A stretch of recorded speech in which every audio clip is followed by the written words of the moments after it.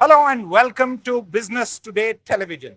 I am Siddharth Zarabi, and with me today, one of the most well-known lifestyle, health entrepreneurs, yoga guru, and someone who millions of Indians follow all over the country, not just in India, but in fact all over the world.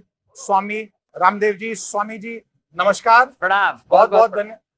स्वामी जी, हम Patanjali food park में हैं और आसपास हम देख रहे हैं कि मशीनें चल रही हैं और ये प्रोडक्ट डिस्प्ले है।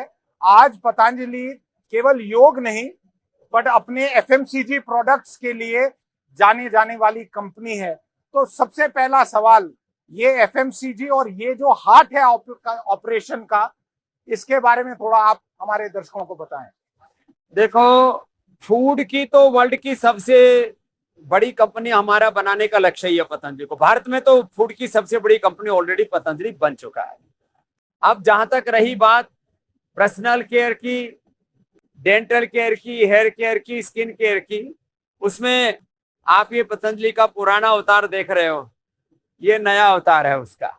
ये पुराना और ये नया, जिसमें अभी टाइगर श्रॉफ और तमन्ना भाटिया फुल फ्रेश का ऐड करते दिख रहे हैं आपको। अच्छा, तो अभी हम ये कह सकते हैं कि हमने जो कीर्तिमान बनाया केश कांति में, दंत कांति में, और एलोवेरा जेल, एलो कांति, फेस वॉश, डिश वॉश, हमने रिप्लेस कर दिया फिनाइल को गोनाइल से।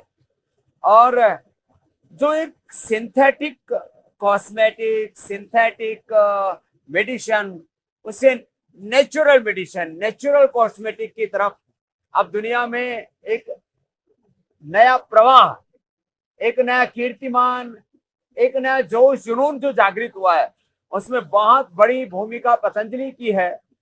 और आज पूरा ग्रुप टर्नओवर पतंजलि का लगभग 50,000 करोड़ रुपए, और आगे लक्ष्य हमें 1 लाख करोड़ तक इसको ले जाने का। और यदि मार्केट कैप की बात की जाए तो अभी 50 से 60 हजार करोड़ के बीच में पतंजलि का मार्केट कैप रहता है। इसको आने वाले समय में पहले 1 लाख करोड़ और बाद में 5 लाख करोड़ ले जाने का लक्ष्य है। और ये सारा पुरुषार्थ से अर्जित जो अर्थ है उसको परमार्थ में लगा के एक समर्थ भारत बनाने का ध्येय है मेरे भाई सिद्धार्थ। ये आपने बहुत अच्छी बात कही। स्वामी जी, आपने यहाँ पे हमें कुछ प्रोडक्ट्स की जानकारी दी, पर आपने एक कंपनी खरीदी थी रुचि सोया, और रुचि सोया को लेके इन्वेस्टर्स में, शेयर होल्डर्स में बहुत बड़ी रुचि है। तो रुचि सोया आज की डेट में आपके पूरे एफएमसीजी जो प्रोडक्ट्स हैं उसमें उसका क्या रोल है और उसका कैसे विस्तार होगा? देखो, रुचि सोया में मूलतः एडिबल ऑयल्स हैं और उसके अंदर एक बहुत बड़ा ब्रांड है न्यूट्रीला। उसका लगभग 60% मार्केट में जो है होल्ड है, माने मार्केट शेयर की बात की जाए तो 60% है। घी में हम करीब 60-70% है। और नेचुरल ऑयल्स में, जिसमें मस्टर्ड ऑयल है, तिल का तेल है, और एक्स्ट्रा वर्जिन कोकोनट ऑयल है, इसमें हमारा कहीं 25, कहीं 50, कहीं 60-70% में मार्केट शेयर है। और फूड की अपने आप में रुचि सोया, उसको पतंजलि फूड्स नाम हमने दे दिया है। वह देश की सबसे बड़ी फूड की कंपनी ऑलरेडी बन चुका है। अब बात रह गई है केवल पर्सनल केयर, जिसमें hair care, dental care, skin care और होम केयर प्रोडक्ट्स हैं। अब इसी दिशा में पतंजलि को हम पहले देश की फिर पूरी दुनिया की सबसे बड़ी कंपनी बनाने के ध्येय के साथ आगे बढ़ रहे हैं। जब पूरी दुनिया कोलगेट कर सकती है तो पूरी दुनिया दंत कांति क्यों नहीं कर सकती? क्योंकि हम जो प्रोडक्ट प्रोवाइड करा रहे हैं वो ज्यादा बेनिफिशियल है। आज आदमी, एक तो उसको अंदर से गर्व अनुभव होना चाहिए कि I am using the ultimate product. दूसरा, आखिर 100% सेफ और अफोर्डेबल प्राइस में यदि कोई चीज मिलती हो तो क्यों नहीं जमाना उधर लौटेगा। इसलिए अब जमाना आयुर्वेद की ओर लौटेगा स्वामी जी, एक सवाल आ रहा है। पिछले 1-2 साल में हमने देखा है कि सारे इनपुट कॉस्ट, जितनी भी कमोडिटीज हैं, इनके दाम बढ़े हैं। कोरोना के बाद एक चीज देखी गई कि हर चीज का कॉस्ट बढ़ गया। आपके कॉस्ट प्रेशर्स अभी बिजनेस में, खासकर जो रॉ मटेरियल है, वो कितना है और इससे आपके मार्जिन्स पे कितना प्रभाव पड़ रहा है? देखिए, कोरोना काल में एक बार बहुत ज्यादा प्रेशर आया था, खास करके बाथिंग सोप के ऊपर और हमारी जो डेंटल क्रीम है, दंतकांति आदि के ऊपर। उसके बाद जो कमोडिटी है उस पर बहुत जबरदस्त प्रेशर था। अभी अपेक्षाकृत कम प्रेशर है जी। लेकिन ये बिजनेस में तो प्राइस, लो मार्जिन, इसके ऊपर इफेक्ट पड़ता रहता है। हमारी लॉन्ग टर्म स्ट्रेटेजी ये है,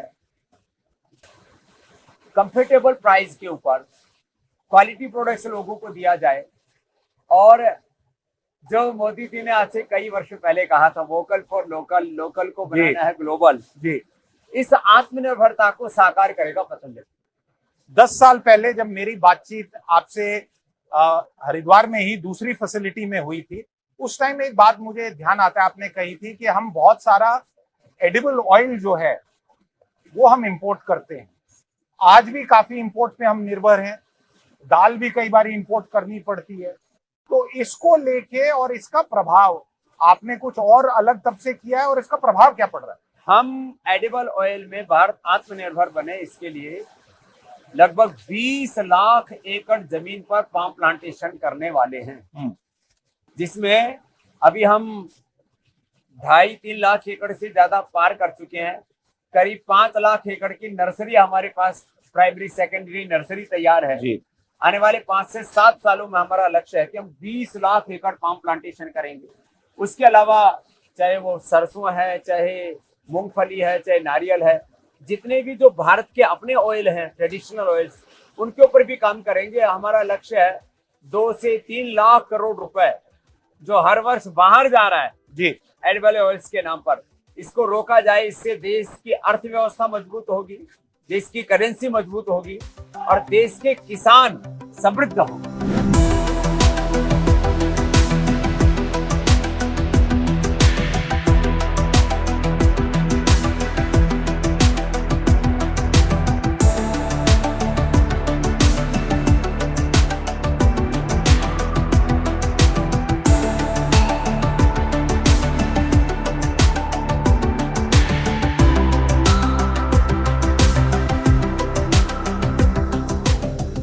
स्वामी जी, ये अब दूसरा प्लांट है, यहाँ साबुन बन रही है और आपके हाथ में भी साबुन है, मैं भी ले लेता हूँ नीम कंठी। एक चीज जो मुझे लगी, वहां पे आपने पुराने पतंजलि दंत कंठी से एक नया प्रोडक्ट नई लुक में दिया है, जो रेड कलर, बड़ा एक नया लुक है।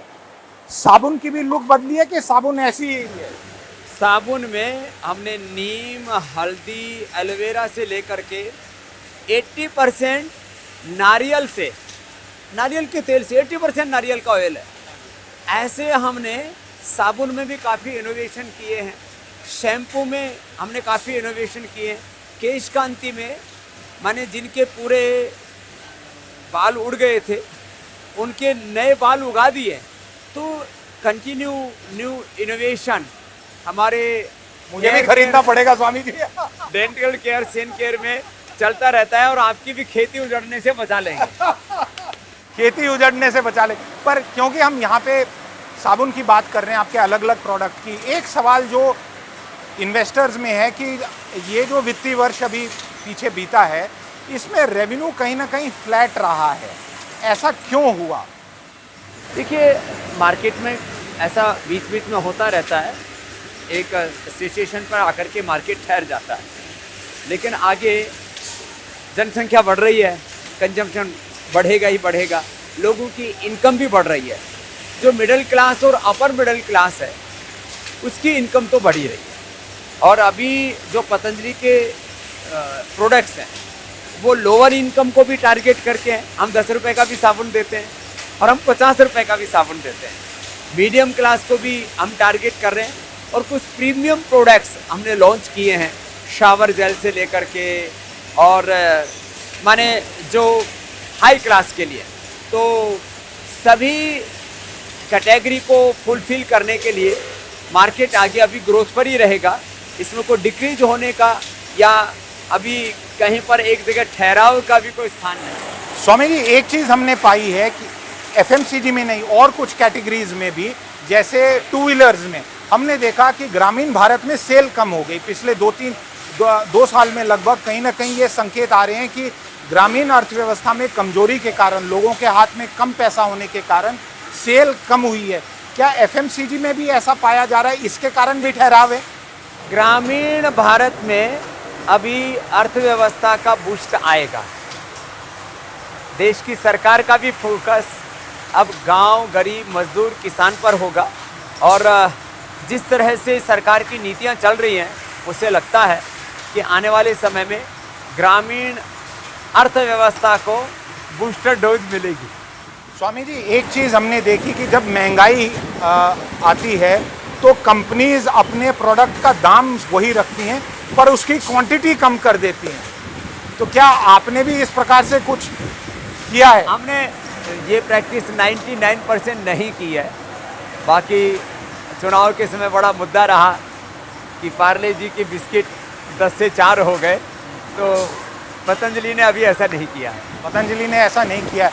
नए क्या चीज़ आप करना चाहते हैं एफएमसीजी स्पेस में? क्योंकि लगातार 10-12 साल से जब मैंने पहले आपसे बात की थी उस टाइम ये बात आप बार बार कहते थे कि हमें टक्कर ग्लोबल कंपनीज को देनी है। हमारा अभी भी कंपटीशन जो है वो देसी कंपनियों से है ही नहीं। हमारी सीधी टक्कर है यूनिलीवर से, कोलगेट से, नेस्ले से, और हमारा संकल्प है कि इन सारी कंपनियों को हम टक्कर ही नहीं देंगे, उनका मार्केट शेयर भी लेंगे। और पतंजलि फूड के बाद अब एफएमसीजी सेक्टर में भी देश की लीडिंग कंपनी होगी और जो मेजर शेयर होल्डिंग है 50+ शेयर होल्डिंग का टारगेट लेकर के हम आगे चल रहे मेरे भाई सिद्धार्थ। स्वामी जी, उसमें एक चैलेंज है कि जो ये बड़ी कंपनीज हैं, ये ग्लोबल कंपनीज हैं, इनका R&D का स्पेंड, मार्केटिंग का स्पेंड, इनके कंज्यूमर। मैं आपको जब अपना R&D सेंटर लेकर के चलूंगा ना, तब आप देखेंगे कि जो रिसर्च का, R&D का सेटअप पतंजलि के पास है, वैसा Hindustan Unilever, Nestle, Colgate, Coca Cola, Pepsi, KFC, McDonald किसी कंपनी के पास है। और जो कुछ लोग कहते हैं कि जी कुछ पतंजलि प्रोडक्ट्स में पहले हमने क्वालिटी में कुछ कमी पाई, आप बाकी लोगों से मैन्युफैक्चर करवाते थे, उनको क्या कहेंगे? पतंजलि का 100% इन हाउस मैन्युफैक्चरिंग है। पतंजलि के किसी प्रोडक्ट में कभी भी कोई क्वालिटी के अंदर फेल नहीं हुआ। ये एक फेक न्यूज़ है, एक फेक न्यूज़ फैक्ट्री है हिंदुस्तान में। और एक जैसे कुछ लोग गोदी मीडिया का आरोप लगाते हैं ना जी, ऐसे ही एक झूठा मीडिया है, एक जो सुबह से शाम तक वो झूठ फैलाता है और घृणा करता है अपने परंपरागत विरासतगत ज्ञान के ऊपर। भगवा आयुर्वेद में उनको एक नफरत रहती है और इस जो छुआछूत का, टचेबिलिटी का जो भाव है, इसको अब हम धीरे धीरे पार कर लेंगे। अब वो सारे हौसले उनके पस्त हो गए हैं, क्योंकि एक सन्यासी ने शून्य से यात्रा प्रारंभ करके एक शिखर आरोहण किया है और ये सारा पुरुषार्थ और उससे अर्जित अर्थ सारा परमार्थ के लिए किया। परमार्थ के लिए किया है। स्वामी जी, आपने बात की कि जो लक्ष्य आप रख रहे हैं 1 लाख करोड़ का, और हमने रुचि सोया की भी बात की, तो क्या इस लक्ष्य की प्राप्ति में आप लक्ष्य की प्राप्ति कैसे होगी? आपको दूसरे यूनिट में ले चलता। चलिए।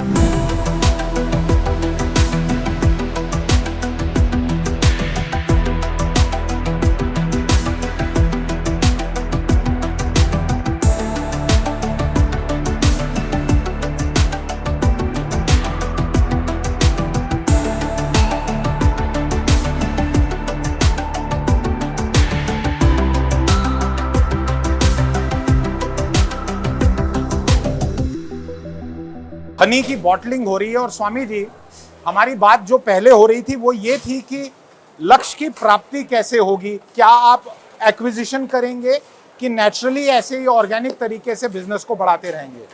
सेम हनी है, हाँ थोड़ी पैकेजिंग चेंज की है, हाँ जो कनाडा के लिए भेज रहे हैं। हाँ और हमारा लक्ष्य है जी कि हम अपने मार्केट शेयर को इंडिया में भी बढ़ाएंगे, जी हम अपना एक्सपोर्ट भी बढ़ाएंगे, जी और इंडिया में अपने मार्केट शेयर बढ़ा करके एक्सपोर्ट में और ज़्यादा कंट्रीज को, अभी हम करीब 80 देशों में जा रहे हैं, लक्ष्य 150 देशों में पहुंचने का है। और मार्केट शेयर इंडिया में बढ़ा के, बाहर एक्सपोर्ट बढ़ा करके, और जहां जरूरत पड़ेगी वहां हम आगे फ्यूचर में ये एक्विजिशन की तरफ भी बढ़ेंगे जी।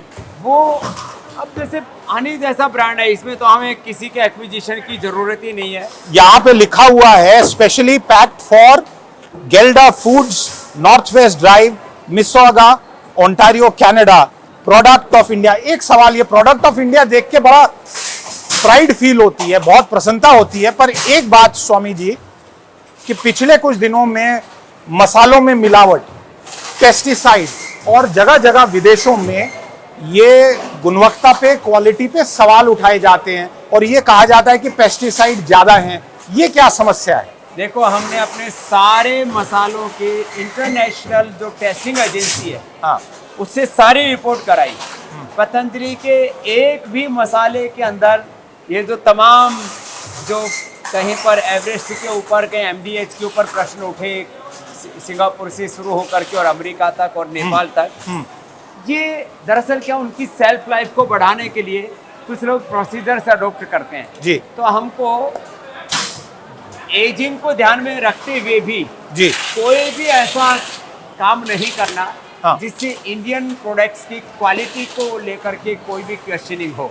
और देखो, मार्केट है, उसमें जैसे पॉलिटिकल वार होता है ना, जी युद्ध होते हैं, जी ऐसे एक ये कॉर्पोरेट वार चलता रहता है। जी। इसकी परवाह नहीं करनी चाहिए, समय के साथ चीजें ठीक हो जाती है जी। लेकिन भारत की धाक पूरी दुनिया में जम रही है, बढ़ रही है, इस पर कोई क्वेश्चन नहीं। पर स्वामी जी, कहीं ना कहीं सरकार की और विभागों की भी कोई जिम्मेवारी बनती है? देखो, विभागों की जिम्मेदारी बनती है, जो विभाग हैं। अब जैसे भारत का ये हनी है जी हाँ? जैसे आपने पहला दूसरा हनी देखा था जी ये हमने हनी की भी, अब हनी जो पहाड़ों में होता है, जंगलों में होता है, हनी जो किसान जो है मधुमक्खी पालन से पैदा करते हैं, थोड़ा बहुत तो उसके अंदर डिफरेंस मिलेगा। जी। तो भारत की जो एजेंसियां हैं उनको भी इसके ऊपर काम करना चाहिए जी और ग्राहकों को भी थोड़ा और सजग होने की ज़रूरत है। और भारत की जो कंपनियां हैं उनको भी अपने प्रोडक्ट्स की क्वालिटी के ऊपर और ज़्यादा फोकस करने की ज़रूरत है मेरे भाई। स्वामी जी, एक बात और दिखाना चाहता हूं हमारे दर्शकों को कि जो रुचि सोया का इंटीग्रेशन किया है पतंजलि ने और उसकी रीब्रांडिंग हुई है, आप देख रहे हैं, Patanjali foods limited, formerly known as Ruchi soya industry. कोई और रुचि सोया में आपकी रुचि जो आपको लग रहा है कि एक्वायर करेंगे? हमारी निगाह 4-5 बड़े ब्रांड्स के ऊपर है जी, बस। देसी विदेशी ब्रांड ना, अभी तो देसी को ही मर्जर करेंगे, हाँ। बाद में विदेशी कर दिया। चलिए, नाम नहीं बताएंगे आप, बट किन क्षेत्रों में वो ब्रांड काम करते हैं? FMCG, FMCG core FMCG.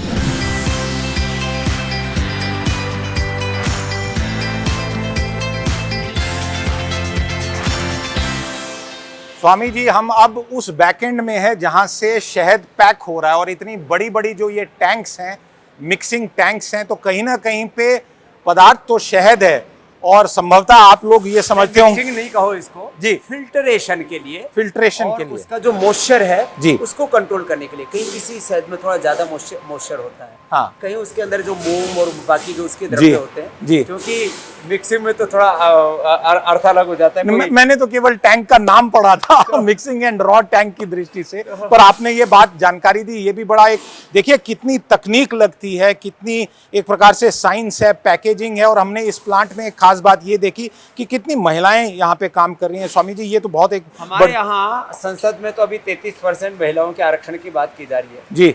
हमारे अलग अलग फैक्ट्रीज के अंदर 30 से 50% महिलाएं काम करती हैं और हमारे एजुकेशन इंस्टीट्यूट में तो 50 से लेकर के 70% तक महिलाएं हैं। तो महिला सशक्तिकरण का भी बहुत बड़ा एग्जाम्पल है पतंजलि का, चाहे वो बिजनेस एक्टिविटी है जिसको हम प्रोडक्शन है, ब्रांड है और कंपनी है, चाहे हमारे एजुकेशन इंस्टीट्यूट्स हैं, चाहे हमारा रिसर्च सेंटर है, चाहे हमारा संगठन है महिला पतंजलि योग समिति, उसमें आज हमारी 25 लाख से ज़्यादा महिलाएं जुड़ी हुई हैं। इस साल 1 करोड़ का टारगेट है। तो हर जगह हमने मातृशक्ति को प्रथम आराध्या के रूप में प्रतिष्ठापित किया। आरक्षण की बात हो रही है, थोड़ा बिजनेस में ना पॉलिटिक्स घुसाऊंगा, आप बुरा नहीं मानना इस बात का, क्योंकि इस चुनाव में आरक्षण खत्म कर दिया जाएगा, कॉन्स्टिट्यूशन बदल दी जाएगी, ये बहुत एक बड़ा विषय आया। और एक चीज और उसमें जो बिजनेस से जुड़ी हुई बात, जिस कारण मैं पूछ रहा हूं कि ऑपोजिशन ने ये कहा कि कहीं ना कहीं पे प्राइवेट सेक्टर में भी आरक्षण की आवश्यकता है। स्वामी जी, आपका इस पे क्या विचार है, क्योंकि आप स्वामी हैं पर आप बिजनेस तो एक बिल्कुल बिजनेस की तरह ही चला रहे हैं। देखो, ना तो इस देश में आरक्षण खत्म हो रहा है, ना कोई संविधान को खत्म कर सकता, ना कोई खेत खलिहान किसान और हिंदुस्तान की जो मूल आत्मा उसके ऊपर कोई आघात कर सकता जी। ये सब पॉलिटिकल नैरेटिव्स गढ़ते हैं अपने अपने वोटों के पोलराइजेशन के लिए। तो ध्रुवीकरण अलग बात है, और जो देश का ध्रुव अटल सत्य है वो ये है कि देश में आरक्षण भी रहेगा, देश में संविधान भी रहेगा, देश में महिलाओं का सशक्तिकरण भी होगा, देश के गांव खेत खलिहान और हिंदुस्तान के सभी जाति वर्ग लोग मिलजुल करके आगे बढ़ेंगे। भारत की पूरी संस्कृति वेदों का, ऋग्वेद का अंतिम सूक्त क्या है, संगच्छध्वम संवदध्वम सम्मो मनांसि जानतम समानी व आकुति समान हृदयानि व समानमस्तु वो मन यथा वह सुसहासति। तो भारत की संस्कृति एकत्व, सहअस्तित्व, सामंजस्य की है, वननेस को एग्जिस्टेंस, हार्मनी और यूनिटी के साथ हमने वसुधैव कुटुंबकम को का संदेश खाली दुनिया को ही नहीं दिया, हम आपस में भी मिलजुल करके आगे बढ़े और यहाँ तक पहुंचे। निजी क्षेत्र में आरक्षण होना चाहिए कि नहीं? देखिए, निजी क्षेत्र में आरक्षण की व्यवहारिकता के ऊपर प्रश्न हो। अलग अलग प्रांतों में, अलग अलग क्षेत्रों में अलग अलग प्रकार के बिजनेसेस हैं। अब उनकी के व्यवहारिक धरातल पर जाकर के इस चीज़ को देखना पड़ेगा। जहाँ आरक्षण संभव है वहाँ आरक्षण लोगों ने काफ़ी दिया हुआ है। जैसे मैंने अपना कहा कि हमारे यहाँ पर दलित से लेकर के, जिनको महादलित कहा जाता है, SC ST कहा जाता है, वनवासी कहा जाता है, OBC कहा जाता है, जिनको स्वर्ण जातियाँ कहा जाता है, उनका सबका समन्वय है। हमारे यहाँ सन्यासियों से लेकर के, हमारे एजुकेशन से लेकर के और प्रोडक्शन से लेकर के, रिसर्च से लेकर के, सब जगह स्वाभाविक तौर पर ये चीज़ें हो रही हैं। तो जाति का आग्रह नहीं होना चाहिए और दुराग्रह तो कतई होना चाहिए, और दुराग्रह कतई नहीं होना चाहिए। और उसमें भी जातीय जो अहंकार है वो तो बहुत बड़ा विकार है, अभिशाप है। और वह भारत के ऊपर जो जातिवाद का कलंक लगाते, मैं तो कहता हूँ वो भी अविवेकी मूढ़ लोग। हमने ब्राह्मण किसको कहा? जो भगवान से जुड़ा वो ब्राह्मण, जो वेद को जानता है वो वेदी, द्वेदी, त्रिवेदी, चतुर्वेदी, एक वेद को, दो वेद को, तीन वेद को, चार वेद को जानो, वो वेदी, द्वेदी, त्रिवेदी, चतुर्वेदी। जो अग्निहोत्री करे वो अग्निहोत्री, जो पढ़ने पढ़ाने का काम करे वो पाठक, वो उपाध्याय। ऐसे ये जो नाम है ब्राह्मणों में भी, ये कोई जाति के आधार पर नहीं, गुण कर्म के आधार पर। चातुर्वण्य मया सिस्टम गुण कर्म विभाग से। अब बात आती है, ब्राह्मण का अर्थ होता है जो अज्ञान को मिटाए, क्षत्रिय का अर्थ है जो अन्याय को मिटाए, वैश्य का अर्थ है जो अभाव को मिटाए, और शूद्र का अर्थ है जो अशुचिता को मिटाए। तो ये कोई जाति सूचक शब्द ही नहीं है, वो मूर्ख लोग हैं जो इनकी जाति सूचक व्याख्याएं करते हैं। तो ये तो मैंने कहा ना, कुछ लोग सनातन विरोधी हैं, भारत विरोधी हैं, अपनी विरासत मूलक विकास की, संस्कृति मूलक समृद्धि के जो विरोधी हैं, जिनके भीतर नफरत है अपनी निजता से, वो इस तरह की फितरत रखते हैं मेरे भाई सिद्धार्थ जी। भ्रम हटाने की बात हो रही है तो एक भ्रम, क्योंकि हनी के प्लांट में है, जिनको मधुमेह है, जिनको डायबिटीज है, उनको हनी का सेवन करना चाहिए कि नहीं? देखो, जिनको मधुमेह है उनको तो मधु से दूर ही रहना चाहिए। जी। उनको पहले कपालभाति अनुलोम विलोम करके, जी। मंडूक आसन करके, खीरा करेला टमाटर का जूस पी के, मधुनाशिनी मधुग्रिट लेकर अपने आप को नॉन डायबिटिक बनाना चाहिए। जी। फिर उसके बाद मधु का सेवन करना चाहिए। 1 चम्मच मधु आप ले सकते हैं रोटी पर, ब्रेड पर, अथवा कोई औषधि में, कोई दिक्कत नहीं है। लेकिन चीनी मधुमेह के लिए ज़्यादा खतरनाक है।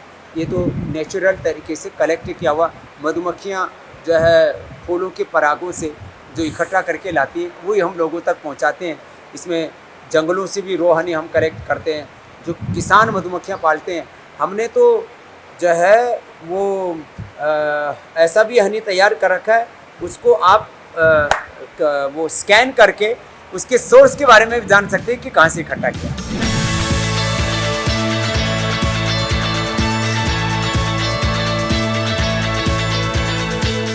We are now at a facility within the entire Patanjali setup here. This is called the Patanjali Research Foundation. Swami ji, ये फाउंडेशन, और हम देख रहे हैं कि काफ़ी सारी यहाँ पे मशीनरी है, एक आधुनिक लैब है, ये क्या कर रही है और यहाँ पे इसके पीछे मंशा क्या थी जब ये सेटअप की गई है? सेल लाइन ट्रायल से लेकर के एनिमल ट्रायल्स, ह्यूमन ट्रायल का, ड्रग डिस्कवरी का, ये वर्ल्ड का सबसे बड़ा सेटअप है, सबसे बड़ा इंस्टीट्यूट है जो योग में, आयुर्वेद में, हर्बल प्रोडक्ट्स में रिसर्च का काम कर रहा है। 5000 से ज़्यादा रिसर्च प्रोटोकॉल्स हमने फॉलो किए हैं और एनिमल्स में डिजीज इंड्यूस करके BP, sugar, thyroid, asthma, arthritis, Parkinson's और कैंसर जैसे रोग जानवरों में, एनिमल्स में पैदा करके उन डिजीज को रिवर्स किया। माने ये इतना बड़ा सेटअप है और इसके साथ साथ हर एक प्रोडक्ट की क्वालिटी, उसकी सेल्फ लाइफ और उसके कोई एडवर्स इफेक्ट, पूरी फार्माकोलॉजी करके, टॉक्सिकोलॉजी करके, ये हमने पूरी दुनिया के सामने पहली बार साबित किया है कि सिंथेटिक दवाओं से आयुर्वेदिक दवाइयाँ कैसे बेहतर हैं, नेचुरल मेडिसिन्स कैसे बेहतर हैं। और जो हम आपको माने आपके रसोई से लेकर के किचन बाथरूम से लेकर के dental care, hair care, skin care जो प्रोडक्ट्स दे रहे हैं जी, उनकी क्वालिटी का साइंटिफिक वैलिडेशन हमारे डॉक्टर अनुराग वार्ष्णेय जी हैं, जो हमारे चीफ साइंटिस्ट हैं पतंजलि फाउंडेशन के, पूज्याचार्य वार्ष्णेय जी के मार्गदर्शन में लगभग हमारे डायरेक्ट इनडायरेक्ट सारे, क्योंकि ये तो एक रिसर्च फैकल्टी है, हर एक यूनिट में एक रिसर्च फैकल्टी है, क्वालिटी कंट्रोल की फैकल्टी, कुल लगभग 500 साइंटिस्ट यहाँ पर काम करते हैं। और कितने तरह की लैब है यहाँ पूरी इस फैसिलिटी में? स्वामी जी, हमारे पास लगभग 8 टाइप के लैब हैं जो बड़े बड़े एरिया को कवर करते हैं, चाहे वो हर्बल केमिस्ट्री हो, इन विट्रो बायोलॉजी हो, इन विवो बायोलॉजी हो, क्लिनिकल रिसर्च हो या माइक्रोबायोलॉजी हो, उसके साथ क्वालिटी कंट्रोल की टीम। तो स्वामी जी, ये सब पूरा ड्रग डिस्कवरी का जो पूरा साइकिल है, उसकी शुरुआत से लेके अंत तक वो सब स्वामी जी यहाँ। और जो रिसर्च हम करते हैं, लोगों के मन में प्रश्न आता है पतंजलि में रिसर्च क्या हो रहा है, वर्ल्ड लेवल के जो स्टैंडर्ड्स हैं, चाहे वो अलग अलग प्रकार के रिसर्च के प्रोटोकॉल्स के लिए, वो हम क्या फॉलो करते हैं? स्वामी जी, दुनिया भर के जो भी वर्ल्ड के टॉप एंड स्टडी गाइडलाइंस हैं, उन सब का पालन यहाँ हम करते हैं स्वामी जी। चाहे वो WHO की गाइडलाइन हो, चाहे वो FDA की गाइडलाइन हो, चाहे वो ICH के गाइडलाइन हो, चाहे वो OECD की गाइडलाइन हो, ये सब इंटरनेशनल गाइडलाइन है जिसके आधार पर पूरी दुनिया की ड्रग डिस्कवरी काम करती है। आयुर्वेद के क्षेत्र में स्वामी जी, ये हमारी जो संस्था है, ये इन्हीं सब गाइडलाइन को पूरी तरीके से फॉलो करके उन सबको मीट या बीट करती है। स्वामी जी, अब इस पे एक सवाल आता है और हमारे दर्शकों के मन में ये सवाल आएगा, एक तरफ वो बड़ी आधुनिक एक फैसिलिटी देख रहे हैं, दूसरी तरफ कई सारी न्यूज़ स्टोरीज आई हैं, कई लोग लगातार क्रिटिसिज्म करते रहते हैं पतंजलि का सोशल मीडिया पे कि जो प्रोडक्ट्स हैं, चाहे वो मेडिसिनल आयुर्वेदिक प्रोडक्ट्स हैं, फूड प्रोडक्ट्स हैं, उनकी गुणवत्ता पे सवाल उठता है। क्वालिटी जो है उसको लेकर के बहुत झूठा प्रचार, माने एक टारगेट करके कि चाहे वो हनी हो, चाहे हमारा गाय का घी हो, चाहे हमारा च्यवनप्राश हो, चाहे आंवला एलोवेरा जूस ही हो। टारगेट कौन कर रहा है स्वामी? देखिए, अब इसमें पूरा एक कॉरपोरेट माफिया है, एक पॉलिटिकल माफिया भी है, एक इंटेलेक्चुअल माफिया भी है, एक ड्रग माफिया भी है। माने हम कई लोगों के एक साथ टारगेट पे रहते हैं। स्वामी जी, एक नॉन साइंटिफिक सा एक विषय है, और क्योंकि आप इतना खुल के इस पे बोल रहे हैं, मेरा काम है सवाल पूछूंगा। लोग कहते हैं जी कि जिनको मधुमेह है, डायबिटीज है, उनको मीठा आंवला कहा जाता है, खाइए मीठा आंवला। ये तो विरोधाभास है। कौन किसने कहा? नहीं, आयुर्वेद में इस प्रकार से ऐसा कोई नहीं, आयुर्वेद में ऐसा नहीं बोला जाता जी। देखो क्या होता है, आयुर्वेद के नाम पर बहुत बकवास की गई है। आयुर्वेद की दवाइयाँ तत्काल असर नहीं करती, आयुर्वेद की दवाइयों की साइड इफेक्ट होते हैं, आयुर्वेद की दवाओं से लिवर किडनी खराब होते हैं, एलोपैथी की सिंथेटिक दवाओं से लिवर किडनी खराब होते हैं। खराब हुए लिवर किडनी सेल्स को रिजुविनेट कर सकते हैं। हमने लिवोग्रिड के ऊपर कितने रिसर्च पेपर छापे होंगे? 12 रिसर्च पेपर 12 रिसर्च पेपर हमने लीवर को ठीक करते हैं हम आयुर्वेद में, और उसकी टॉक्सिकोलॉजी 8 से लेकर के 28 गुना तक हमने डोज देकर के देखी। लीवर पर, किडनी पर, कितने अंगों पर हम टेस्ट करते हैं? 33 अंगों पर टेस्ट करते हैं। किडनी के डिजेनरेटिव सेल हम अच्छे करते हैं। एलोपैथी से किडनी खराब होती है, एलोपैथी की दवाओं से लीवर खराब होता है, उसको हम ठीक करते हैं, आयुर्वेद पर लगाते हैं। आयुर्वेद की दवाएं खाएंगे और उससे किडनी खराब हो जाएगी। तो एलोपैथिक डॉक्टर्स क्या विश्वास ही नहीं कर पाते हैं, आप समझा नहीं पाते? अरे हम तो समझा रहे हैं, कोई समझने के लिए तैयार तो हो। कोई हमें सूरज को सूरज नहीं मानता, चांद को चांद नहीं मानता, गधे को गधा, गाय को गाय, भैंस को भैंस, घोड़े को घोड़ा नहीं मानता। वो तो आदमी कोई गधे के पीछे जाकर के लात खाए तब उसको समझ में आए। तो शुद्ध आयुर्वेद की क्या परिभाषा है? और ये इसलिए पूछ रहा हूं स्वामी जी, इसमें जोड़ने दीजिए मुझे, क्योंकि योग की भी आज क्या परिभाषा है? हम दुनिया में देखते हैं कि अलग अलग प्रकार के योग शुरू हो गए हैं, और कैसे कैसे योग हैं कि जो बिल्कुल असली योग से तो बिल्कुल हटके हैं। देखो, तो आयुर्वेद के साथ भी यही हो रहा है। योगा, बियर योगा और फलाना योगा, ये सब जो पार्टी योगा भी हो रहा है, पार्टी योगा भी होता है, पार्टी योगा भी होता है। तो ये सब देखो, हम तो रियल योग की बात करते हैं। हमने कोई पर्सनल ब्रांडिंग नहीं की। आयुर्वेद में भी हमने जो रियल आयुर्वेद है, मैंने कहा ना 5000 से ज़्यादा अलग अलग प्रकार के रिसर्च प्रोटोकॉल्स हमने फॉलो किए, और ये एक दिन में काम नहीं हुआ है, 24 घंटे रिसर्च का काम चलता है। पर एक खबर ने काफी नुकसान कर दिया, ब्रांड इमेज का नुकसान हुआ है, शेयर होल्डर्स भी शायद कहीं ना कहीं चिंतित होंगे। तो आप उनके लिए क्या कहेंगे? कैसे पतंजलि अलग अलग अपने डिविजन्स के बारे में फिर से एक क्रेडिबिलिटी गेन करने का प्रयास करेगा? कहीं ना कहीं क्रेडिबिलिटी कहीं खत्म नहीं हुई है, ना हमारे शेयर होल्डरों के कहीं पर विश्वास जगा है। कुछ लोग हैं जो सोशल मीडिया पर बकवास कर रहे हैं, इनको भी वक्त पर जवाब देते रहेंगे, और क्या है इसका। डॉक्टर वार्ष्णेय, आप उसमें अपनी बात रखी, साथ में एक विषय और जोड़ना चाहता हूँ। कई बार आयुर्वेद के बारे में ये कहा जाता है कि इसमें हेवी मेटल्स का बड़ा प्रयोग होता है। It is toxic for your internal organs, kidneys के लिए, लिवर के लिए बड़ा हानिकारक है। ये हेवी मेटल्स का प्रयोग और आयुर्वेद, इसका कनेक्शन भी थोड़ा आप समझा दीजिए आम दर्शकों को। हैवी मेटल्स की जो बात है, हैवी मेटल्स अगर दवाई के तौर पे इस्तेमाल किए जाते हैं तो वे बहुत अच्छी दवाई है। सब कुछ, पूरी कहानी डोज की है। अभी जिस हवा में आप सांस ले रहे हैं, इसमें 21% ऑक्सीजन है, आप बहुत हेल्दी हैं। अगर आपको 100% ऑक्सीजन में रखेंगे तो लंग्स हमारे फट जाएंगे। आप एक दिन में 2 लीटर पानी पीते हैं, उसकी जगह आपको 20 लीटर पानी पिलाया जाए तो हमारी किडनी खराब हो जाएंगी। तो ऑक्सीजन, जल, जो हमारे जीवन के आधारभूत तंत्र हैं, अगर उनका लेवल भी बढ़ जाए तो साइड इफेक्ट आएंगे। और ये जो हैवी मेटल्स है, इनका भस्म बनाकर के प्योरीफाइड तरीके से और बहुत एक मिनिमम क्वांटिटी में देते हैं। तो समझिए, जो प्यूरिफिकेशन है वो आयुर्वेद की एक बहुत अच्छी आर्ट है कि आप टॉक्सिक कंपोनेंट का डिटॉक्सिफिकेशन करते हैं, उसको प्रोसेस करके उसको औषधि में कन्वर्ट करते हैं। और उसकी डोज भी कितनी है? 1 रत्ती एक दिन में। 1 रत्ती मतलब 125 मिलीग्राम पर डे पर ह्यूमन।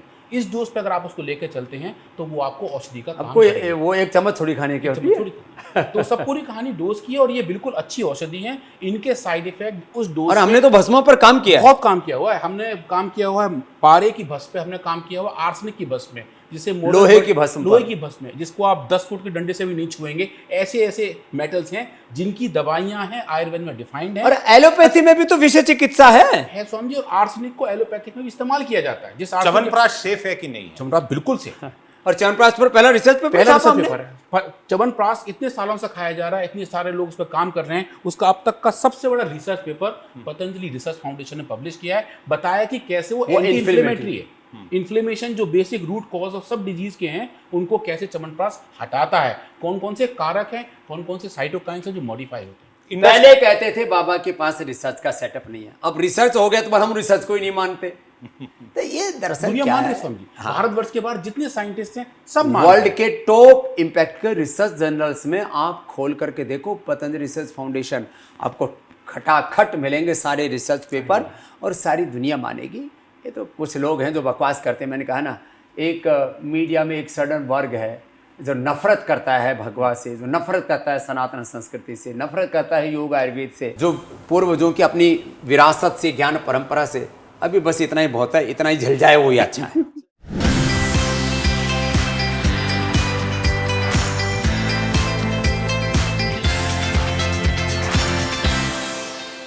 स्वामी जी, आपने एक बात जो कही कि एजुकेशन पे काफ़ी ज़्यादा आपका फोकस रहने वाला है, और ये काफ़ी बड़ी एक इमारत नई खड़ी हुई है, क्या चीज़ है ये वर्ल्ड का सबसे बड़ा गुरुकुल है जी?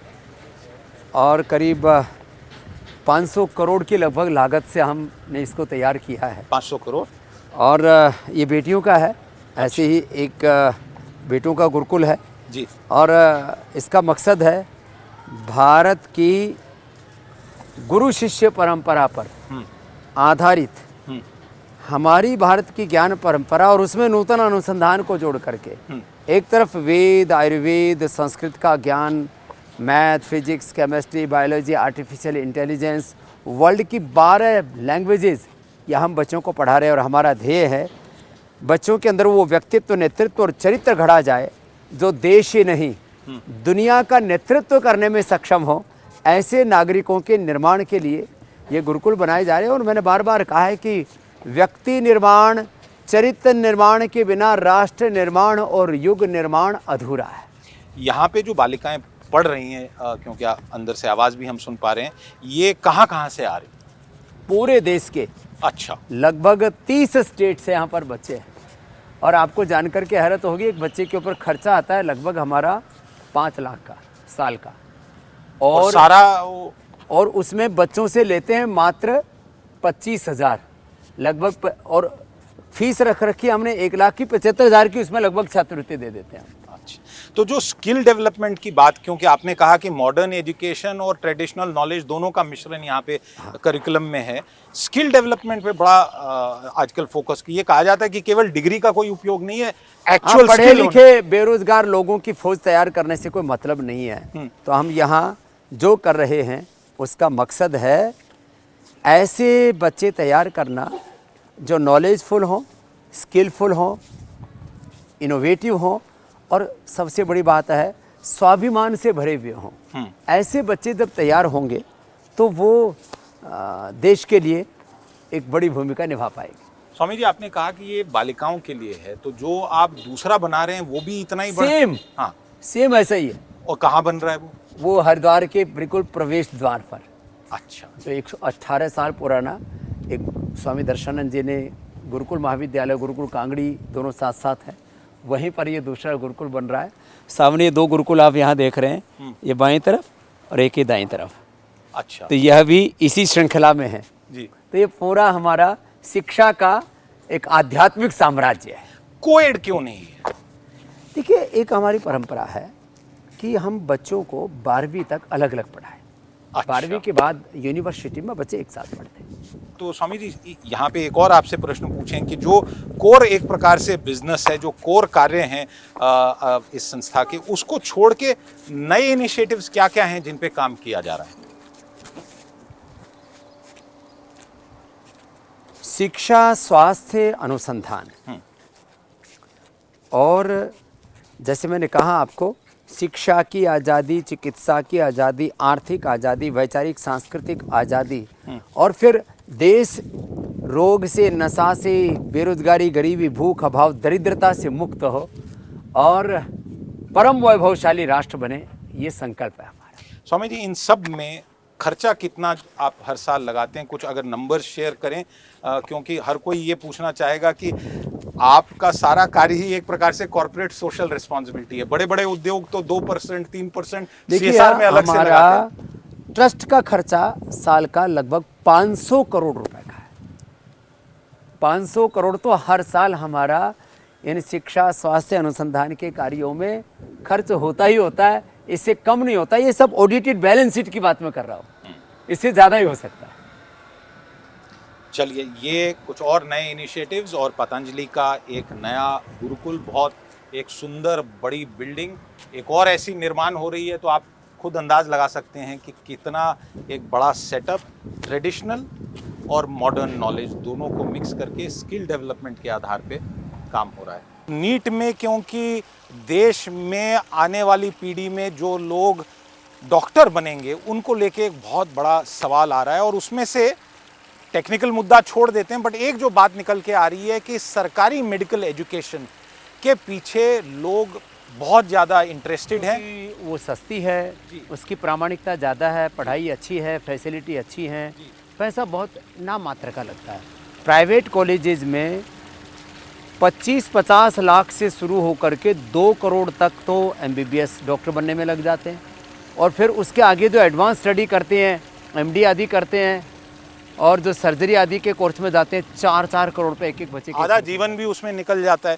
अब ये भी एक बहुत बड़ी समस्या है। आप क्योंकि इस क्षेत्र से, आयुर्वेद से जुड़े हुए हैं, मेरे मन में एक प्रश्न आता है कि बड़े बड़े उद्योग हैं, CSR के फंड्स भी उनके पास बहुत होते हैं, कई लोगों ने किया, क्या आपके मन में ऐसा कभी ये आया है कि कोई मेडिकल एजुकेशन को लेके, प्रामाणिक और अफोर्डेबल मेडिकल एजुकेशन पे पतंजलि? अभी हम BMS और नेचुरोपैथी के अंदर, योग के अंदर, आयुर्वेद के अंदर तो हम लोगों को डॉक्टरेट दे रहे हैं। BNYS bachelor of naturopathy and yogic science, BMS, अब MBBS, और फिर उसमें MD और सर्जरी की ये जो एडवांस कोर्सेज हैं, आपने जो कहा है, बहुत जल्दी ही आने वाले शायद 1 से 2 वर्ष में पतंजलि का पहले देश का फिर दुनिया का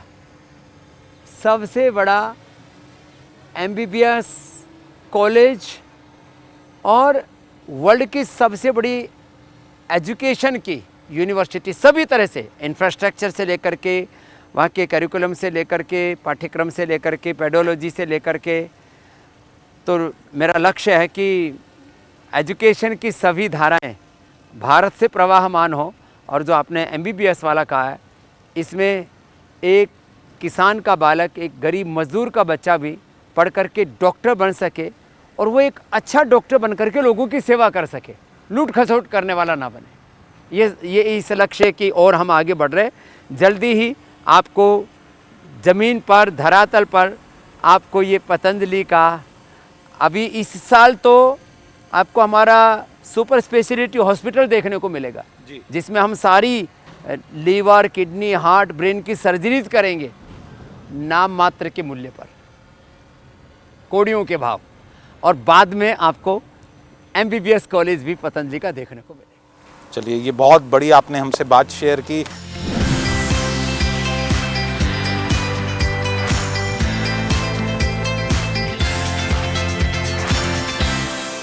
स्वागत है आपका फिर से मेरे साथ, बाबा रामदेव, स्वामी रामदेव जी, आपका पुनः स्वागत है। हमारी चर्चा चल रही है, और अब इस चर्चा में एक और जो आयाम जोड़ना चाहूँगा कि देश में एक नई सरकार आई है, तीसरी बार प्रधानमंत्री नरेंद्र मोदी की सरकार, और इसमें एक जो नई चीज़ जुड़ी है कि ये NDA की सरकार है।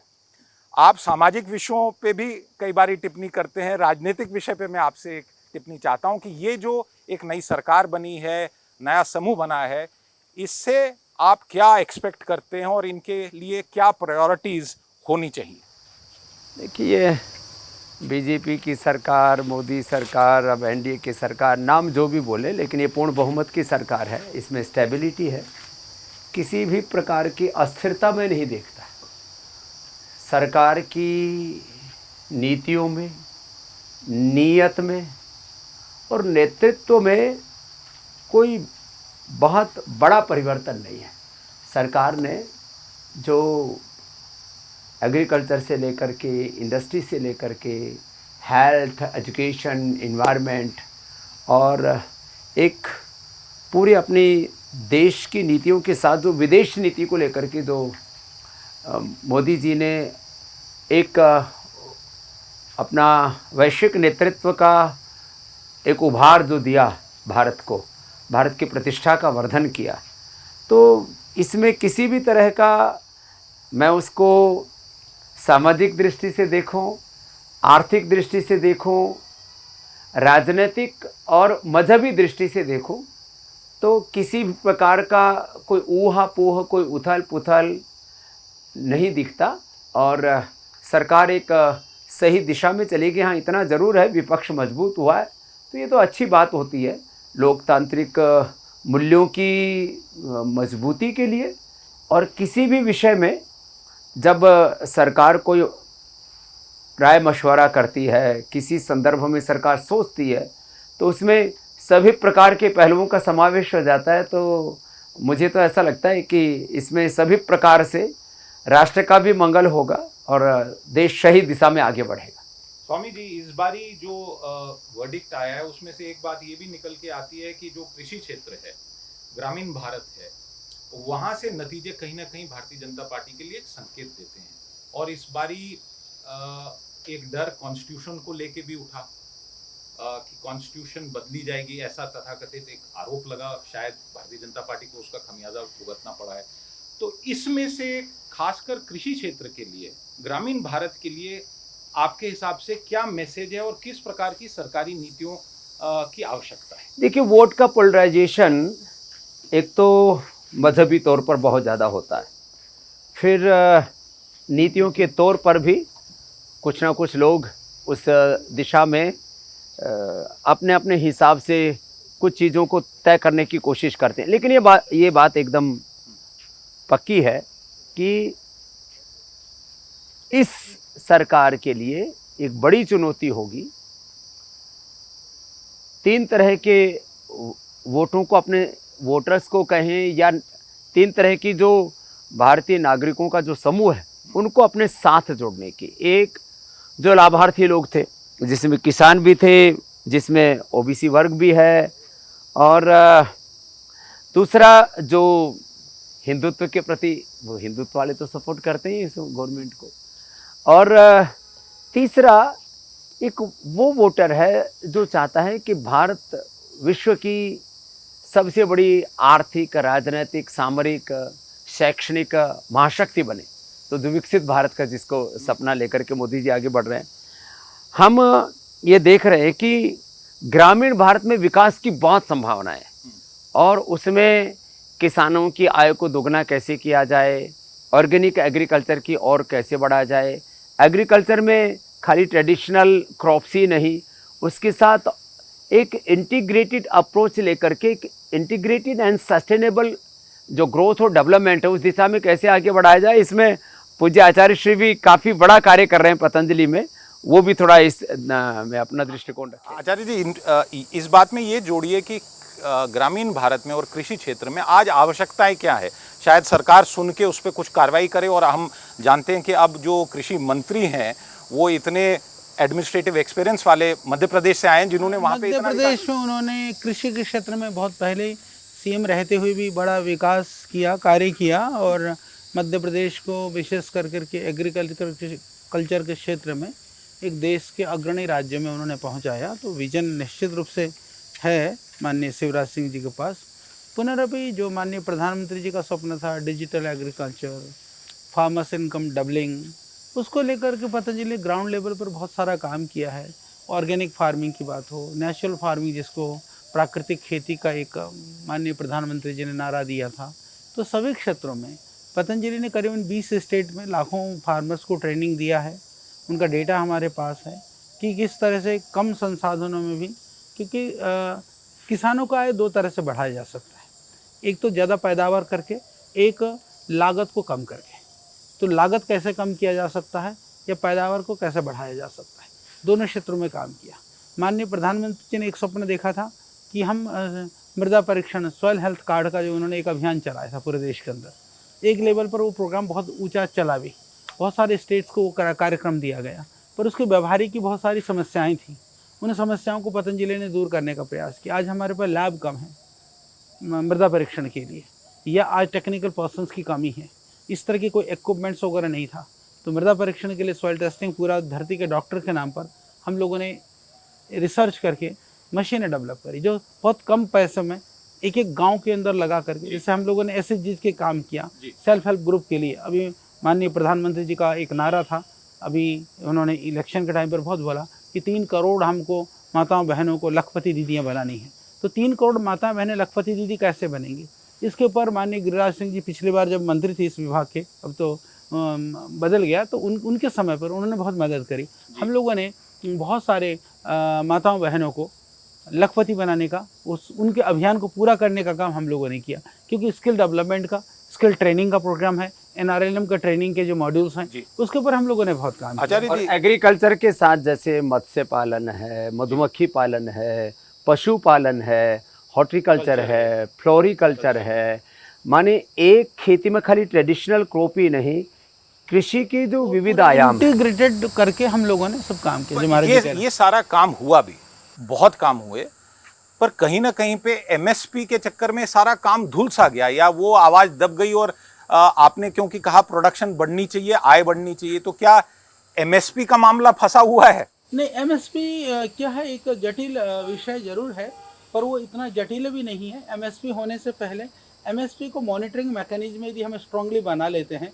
MSP में क्या है कि अभी मॉनिटरिंग मैकेनिज्म ना होने की वजह से ये एक ओपन सीक्रेट है। जैसे हमारे पंजाब में जैसे MSP था पिछले साल की बात धान के लिए, तो ऑफिशियली रिकॉर्ड है कि वो 95,000 टन वहाँ पर वो पैदा हुआ धान, और करीबन 1,30,000 टन धान बिका MSP में। तो कैसे बिका?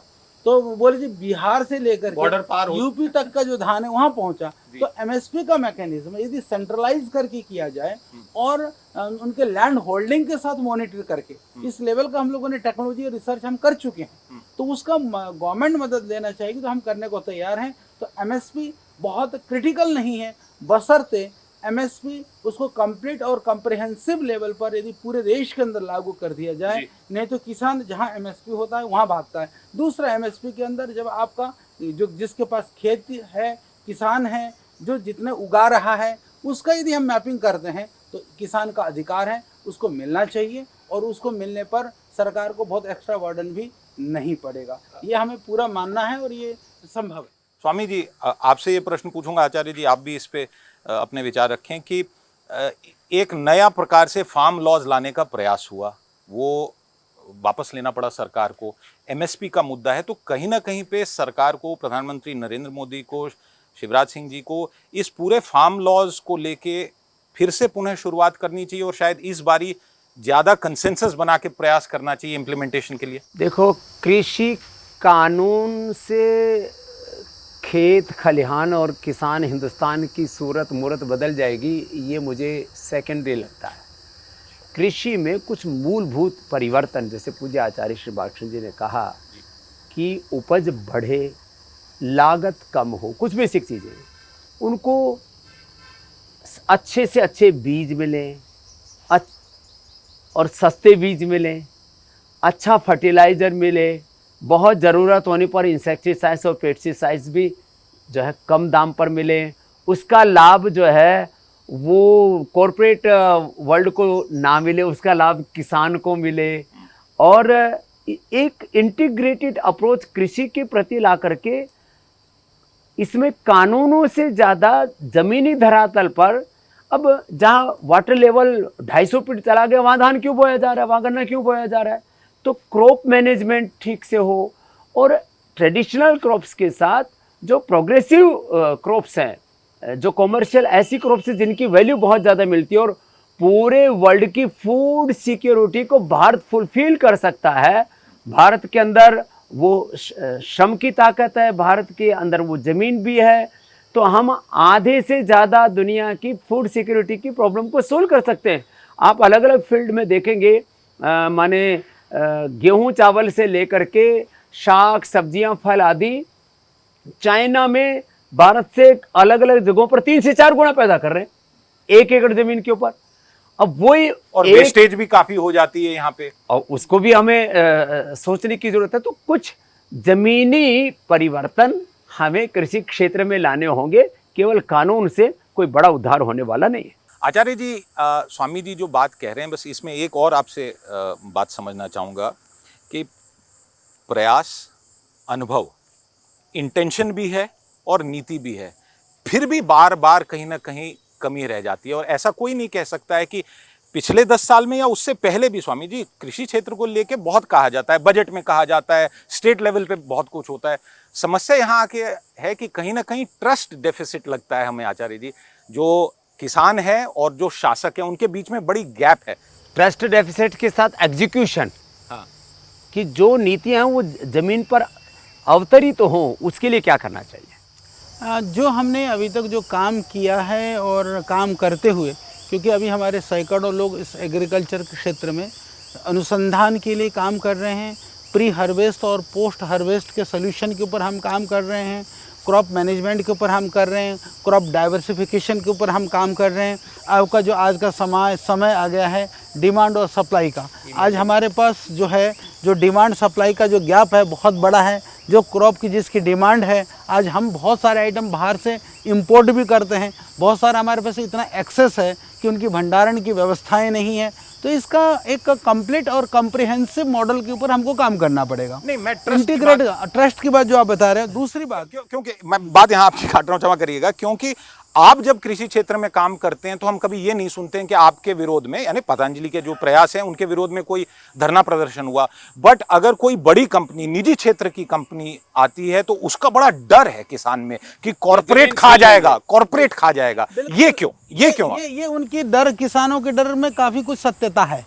देखिए, हम काम कर रहे हैं किसानों को ट्रेनिंग देने के लिए, हम काम कर रहे हैं उसकी स्किल बढ़ाने के लिए, हम कर रहे हैं उनके क्रॉप को बाईबैक करने के लिए। हम ऐसा नहीं बना रहे कि बड़े बड़े वेयर हाउसेज बना करके सारे किसानों को, सारे अनाज को एक जगह पर लाएं, सस्ते रूप में जो है उनको किसी तरह से हम उनको कॉर्पोरेट हड़पना चाहता है, कॉर्पोरेट हड़पना चाहता है। उनको क्या करना पड़ेगा? देखिए, हड़पना चाहते हैं नहीं चाहते, पर मेरे को ये कहना है कि जब तक कोई भी कॉर्पोरेट हो या व्यापारी हो, उद्योगपति हो, किसानों की समृद्धि को प्राथमिकता पर नहीं रखेगा, वो सिर्फ अपनी समृद्धि के लिए सोचेगा, न वो देश हित के लिए है न किसानों के हित के लिए है। देखो भाई, सीधा सीधा है, एग्रीकल्चर में 2-3-5% का प्रॉफिट होता है। कॉर्पोरेट लो मार्जिन बिजनेस है। हाँ, कॉर्पोरेट को 10-20% का एबिटा चाहिए। वो 10-20% का एबिटा इधर आता नहीं है। हाँ। फिर चारों तरफ से अफरा तफरी, लूट खसोट चालू हो जाती है। हाँ। डर भय का वातावरण बन जाता है और किसान जो सोचता है कि बड़ी मुश्किल से हमने हजारों पीढ़ियों से अपनी जो पुश्तैनी जमीन है उसको बचा के रखा है, कहीं ये किसी कॉर्पोरेट हाउस की भेंट ना चढ़ जाए। देखिए स्वामी जी, एंड हमारे व्यूअर इस बात को समझें कि स्वामी जी जितनी कुशलता से योग करवाते हैं, हमारे स्वास्थ्य के प्रति इतना काम किया है इन्होंने इतने दशकों से, एबिटा और बिजनेस को लेके भी कितने फ्लुएंटली स्वामी जी बात कहते हैं। और ये आज पहली बारी नहीं, मैंने अभी तक 3-4 बारी स्वामी जी से साक्षात्कार की है, आचार्य जी से, और मैं ये मानता हूँ कि ये एक बहुत बढ़िया एग्जाम्पल है कि देश और धरती से जुड़े हुए व्यक्ति। मैं आपको एक बात बताता हूँ जी, पूरे देश में पहला फूड पार्क सक्सेस किसका हुआ? पतंजलि का। हमारा फूड का एबिटा अभी भी 3 से 5% है। आज और आपके ओवरहेड कम है। 3 से 5% रुचि सोया का, जो जिसको हम कहते हैं कॉमोडिटी बिजनेस है, उसका यही एबिटा आता है। हम उसको भी चला रहे हैं। जहाँ 10 से 15% का एबिटा आता है उसको भी हम चला रहे हैं। जहाँ hair care, dental care, skin care में जहाँ 30% का मार्जिन आता है उसको भी हम चला रहे हैं। तो ये भी हमने माने फूड और FMCG, personal care, home care का भी हमने ब्याह करा दिया, उसका इंटीग्रेशन कर दिया, इसलिए हम इसको चला पा रहे। केवल फूड की कंपनी को इकोनॉमिकली सस्टेन करना और जो इंटरनेशनल मार्केट से या कैपिटल मार्केट से पैसे मनी रेज करके और उसको प्रॉफिटेबिलिटी के साथ चलाना, ये बड़ा चैलेंजिंग जॉब है। और फिर खर्चे, जैसे पूज्य आचार्य बालकृष्ण जी हो, स्वामी रामदेव, हम लोग तो 1 रुपए की भी सैलरी नहीं लेते। तो और फिर जो आपने बताया मैनेजमेंट कॉस्ट, ये हमारी बहुत नीचे रहती है। और फिर उसके अंदर वेस्टेज से लेकर के तमाम तरह के जो शोशेबाजी है, नाटकबाजी है, उससे हम दूर रहते हैं। तो जा कर के हमने वर्ल्ड का सबसे बड़ा फूड पार्क हमने इकोनॉमिकली वायबिलिटी के साथ, उसको सस्टेनेबिलिटी के साथ चलाया।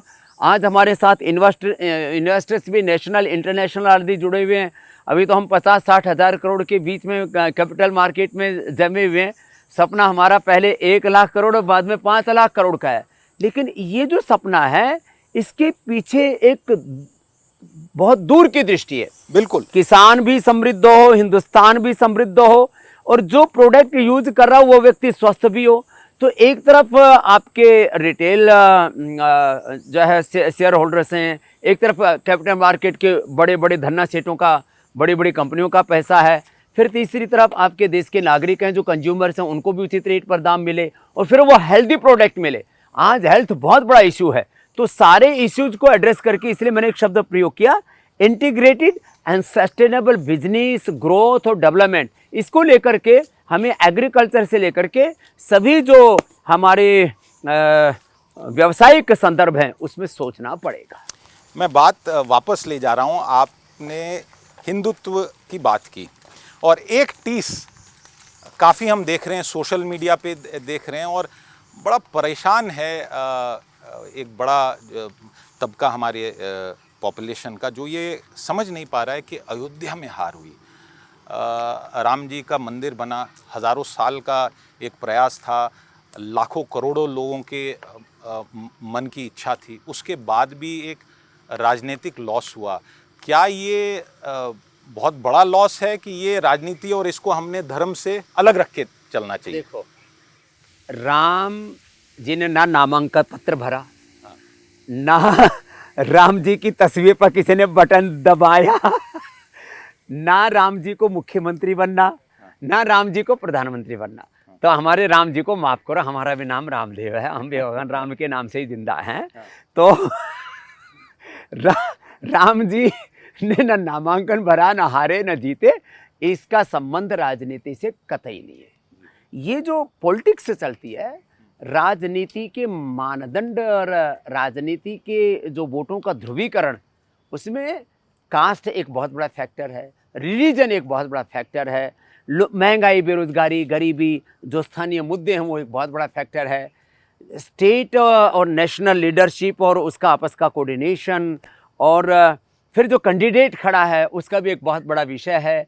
तो ये राजनीति के राज इतने उलझे पुलझे हैं, इसमें हमारे राम जी को माफ़ कर जाओ। स्वामी जी, एक बात और निकल के आई इस चुनाव में, कैंपेन में, और उसके बाद राष्ट्रीय स्वयंसेवक संघ ने भी इस पे बात की है, बाकी लोग भी इस पे बात कर रहे हैं, और वो शब्द बार बार अंग्रेजी का शब्द है एरोगेंस, और कहीं ना कहीं पे ज़मीनी हकीकत की आवाज़ नहीं सुनाई दी भारतीय जनता पार्टी को, विशेषकर ये भी कहा जा रहा है। क्या ये एक बड़ा विषय था जिसके कारण भारतीय जनता पार्टी को अपने दम पे मेजॉरिटी नहीं मिली? ऐसा देखो, तीसरी बार किसी पार्टी की लगभग पूर्ण बहुमत की सरकार, भाई खुद का पार्टी का थोड़ा सा कम रह गया, लेकिन एनडीए की सरकार तो बन गई नहीं। तीसरी बार सरकार बनना एक बहुत बड़ी बात है। जहाँ तक देखो अलग अलग पहलू हैं राजनीति के, लोकल लीडरशिप से लेकर के स्टेट और टॉप लीडरशिप में किस में एरोगेंस है, कौन कितना जो है उसमें ग्राह्यता है, सामंजस्य है, ये आपस में सहभागिता कितनी है, बहुत सारे इश्यूज हैं और ये बड़ा उलझा हुआ विषय रहता है। यदि लीडरशिप में ओजस्विता नहीं होती तो बोले निस्तेज हैं, कोई ओजस्वी है, तेजस्वी है तो बोले बड़े अहंकारी हैं, हैं? कोई दूर से नमस्ते करे तो बोले घर से भेज देता, कोई नज़दीक से आके कर बोले सिर पे चढ़ेगा। तो ये सारी चीज़ें ऐसी हैं, इनको आप ऐसे शब्दों में परिभाषित नहीं कर सकते। राजनीति इतने उलझा विषय नहीं होती तो आप पत्रकारिता नहीं, आप भी कहीं नहीं, मेरी ऐसी कोई इंटेंशन नहीं है। हम तो साधारण एक देश समाज से जुड़ा हुआ एक आखिरी सवाल, क्योंकि हमारी फोकस इस कॉन्वर्सेशन की पतंजलि और आने वाले 5-10 साल में क्या है, आपने पहले भी इस पे सुना, बट एक आपसे जो सवाल है, मेरे को याद आता है 10-12 साल पहले आपने जो देश में एक एंटी करप्शन मूवमेंट को लेके माहौल बना था, उसमें आपने भी बहुत सहयोग किया, पार्टिसिपेट किया, समय दिया। 2009 में हमने द्वारिका से भारत स्वाभिमान यात्रा शुरू की थी जी, भ्रष्टाचार, काला धन और व्यवस्था परिवर्तन के लिए, और देश को आर्थिक आज़ादी मिले। राजनीतिक आज़ादी तो हमको 77 साल पहले मिल गई, आर्थिक आज़ादी आत्मनिर्भरता हर क्षेत्र में, एग्रीकल्चर से लेकर इंडस्ट्री से लेकर के हेल्थ एजुकेशन रिसर्च से लेकर के हर क्षेत्र में पूर्ण स्वावलंबन, पूर्ण आत्मनिर्भरता। तो आर्थिक आज़ादी का हमने मुद्दा उठाया, क्योंकि ईस्ट इंडिया कंपनी ने टोटल उसको वेल्थ को काउंट करते हैं तो जो ब्रिटिशर्स, मुगलों के अलावा जिन लोगों ने लूटा 1000 लाख करोड़ रुपये लूटा। अभी भी हमारी अर्थव्यवस्था पर मेजॉरिटी में इंटरनेशनल इंस्टीट्यूशंस का, कंपनियों का कब्जा है। आर्थिक आज़ादी, शिक्षा की आज़ादी, जो मैकाले 1835 में पाप करके गया, इंडियन एजुकेशन एक्ट बना करके, शिक्षा में स्वाभिमान हो, भारत बोध हो, सनातन बोध हो, एक ऐसा व्यक्तित्व, चरित्र, नेतृत्व निर्माण करें जो विश्व नागरिक के रूप में बच्चे तैयार हों, जिनमें जज्बा हो। जैसे आज हम अनपढ़ माँ बाप के घर से, गुरुकुल से पढ़ करके, गवर्नमेंट स्कूल से पढ़ करके आए और हजारों लाखों करोड़ का ये साम्राज्य खड़ा किया, सारा अर्थ परमार्थ के लिए खड़ा किया, एक ट्रस्टीशिप की भावना से काम किया। तो ये जुनून कहाँ से आता है? ये शिक्षा से आता है, संस्कारों से आता है। शिक्षा की आज़ादी। आज भी देश में चिकित्सा की आज़ादी कहाँ है? अंग्रेज चले गए, वो सिंथेटिक दवाइयाँ, वो जहर अभी भी खा रहे हैं, और फिर वो खा करके, सिंथेटिक दवाइयाँ खा करके, एंटीबायोटिक्स खा करके, वैक्सीन लगा करके, और कभी कोई भी पटाखा फूट रहा है, फिर बोले ये हो क्या रहा है? तो ये चिकित्सा की आज़ादी, वैचारिक आज़ादी, रोगों, नशा से, वासनाओं से चारों तरफ देश के अंदर जो युवा है हमारा, वो अश्लीलता में लुटे जा रहा है, नशा वासनाओं में लुटे जा रहा है। भारत का ये यौवन, ये सच्चा धन है, यौवन धन, इसको बचाना है। तो इसी दिशा में हम लोग आगे काम करेंगे। एक तरफ हमारे देश की आर्थिक समृद्धि हो, बिजनेस बढ़े, Bharat world economic super power बने, लेकिन यह सुपर पावर केवल आर्थिक समृद्धि से नहीं, बिना चरित्र निर्माण के राष्ट्र निर्माण अधूरा होगा, एक सपना होगा, एक ख्वाब होगा। स्वामी जी, करप्शन की जो बात थी, आज मैं आपसे पूछना चाहता हूं कि जो एंटी करप्शन मूवमेंट है, उसको लेके भी ये बहुत कहा गया कि जी तानाशाही आ गई है, ईडी सीबीआई का राज बन गया है, और लोगों को बोलने की आज़ादी बिल्कुल कम कर दी गई है। कॉरपोरेट जगत तो बोलता ही नहीं है, आप खुल के बोलते हैं क्योंकि आप स्वामी हैं, लाखों करोड़ों भारतीय आपकी बात को बिल्कुल ध्यान से सुनते और मानते हैं। तो क्या इसमें भी कहीं ना कहीं परिवर्तन की आवश्यकता है, या जैसे चल रहा था वैसे चलता रहेगा? देखो भाई, भारत में बोलने की आज़ादी कहीं बंद नहीं है। देखो, अलग अलग स्वर आपको टीवी चैनलों पर भी सुनते हैं। कोई भी टीवी चैनल की बहस होती है तो सारे राजनीतिक पार्टियों के जो है वो, जैसे हमारे यहाँ ये पेड़ की देखो, ये परिक्रमा है, इसमें सारे पेड़ है। कोई टीवी चैनल की बहस जब होती है तो उसमें आपको सारे पार्टियों के प्रवक्ता मिल जाएंगे। आप यदि उसको तो ये लॉन्ग लिव्ड पाइन किसको कहें हम? कौन सी पार्टी है ये लॉन्ग लिव्ड पाइन? तो ये जैसे एक ये पूरा पेड़ों की परिक्रमा है ना, हर टीवी चैनल पर सारे राजनीतिक पार्टियों के प्रवक्ता अपनी बात रखते हैं। सोशल मीडिया पर तो साहब कुछ कहते हैं इसमें गोदी मीडिया है, तो मैं तो कहता हूँ इसमें गाली मीडिया भी है। एक अलग प्रकार का, सबको गाली देने वाले हैं। उनको सुनो तो ऐसा लगता है देश में कल को प्रलय हो जाएगी, कि कुछ बचेगा ही नहीं। तो बोलने की आज़ादी सबको है, प्लेटफॉर्म किसको कहाँ मिल रहा है, किसको कितने लोग सुन रहे हैं। अब ये कोई आदमी कहे कि मैं जो बोल रहा हूँ उसको सारा देश सुने, अरे भाई तेरी हैसियत क्या है, तेरी औकात क्या है? तो आदमी जो ये कह रहा है कि बोलने की आज़ादी नहीं है, दरअसल बोलने की आज़ादी है, पूरी भड़ास सब लोग निकालते हैं, लेकिन उसकी सुनते कितने हैं? देश बड़ा इस मामले में समझदार है, अभी देश बहुत आगे निकल चुका है। हाँ, इतनी बात जरूर है कि ये देश किसी के हाकने से नहीं चल रहा है, देश अब अपने विवेक से चल रहा है। एक आखिरी बात स्वामी जी, क्योंकि बहुत भीषण गर्मी पड़ी इस बारी। पिछली बारी जब मैंने आपसे इंटरव्यू किया था तो आपने कुछ योग के आसन भी करके दिखाए थे, और बिजनेस टुडे का कवर भी याद होगा हमारे दर्शकों को, जिसमें हाथी भी था। परंतु भीषण गर्मी है, और इस गर्मी में आदमी अपने आप को कैसे शांत रखे? देखो, हम तो इस भीषण गर्मी में भी खड़ाऊ के ऊपर देखो वृक्षासन किए जा रहे हैं, खड़ाऊ के ऊपर ही हम जो है गरुड़ासन किए जा रहे हैं। बैलेंस इतना तो होना ही चाहिए ना। दुनिया को तो सीधा भी चलना नहीं आता, हम उल्टे भी चल लेते हैं। अब देखो, तुम्हारे पेट तो थोड़े अभी मोटा नहीं है। ये देखिए 24 घंटे तैयार रहते हैं हम जी। मेरा वेट 35 ईयर से 65 और 67 के बीच में टिका हुआ, अभी 65 है जी। तो मैं -5 डिग्री और 50 to 55 तक ऐसे एकदम परफेक्ट रहता हूँ, ना कोई लीपापोती करता हूँ। और जैसे मेरी माँ ने मुझे पैदा किया था और प्रकृति माँ ने मुझे आशीर्वाद दे रखा है, ऐसे ही जीता हूँ। और मैं सारे हिंदुस्तान से कहूँगा, लौटो जड़ों की ओर, लौटो पेड़ों की ओर, लौटो अपने बड़ों की ओर, लौटो अपनी मूल संस्कृति की ओर। मूल संस्कृति हमारी मूल प्रकृति है, और प्रकृति से दूर आने पर जीवन में सारी विकृति है। जब वापस हम अपने मूल सनातन धर्म, जो कि प्रकृति से जुड़ा हुआ है, पेड़ पौधों से, वनस्पतियों से जुड़ा हुआ, उधर लौटेंगे, तो जीवन में रोग, शोक, दुख, दारिद्र्य, नैराश्य, कुंठाएं नहीं रहेंगी।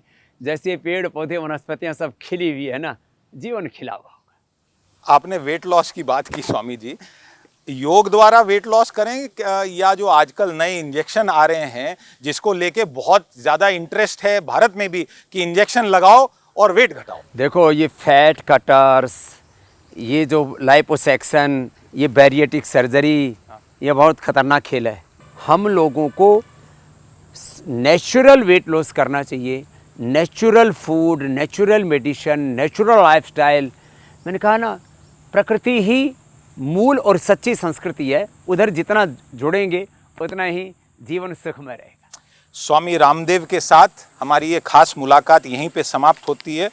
योग और कैसे हम अपने जीवन को एक अच्छी शैली से चला पाएं, इसकी शिक्षा भी आपने दी और बिजनेस को लेके इतनी बात की। आपका पूरे इंडिया टुडे समूह की तरफ से धन्यवाद। और दर्शकगण, आपसे फिर मुलाकात होगी, तब तक के लिए नमस्कार, प्रणाम।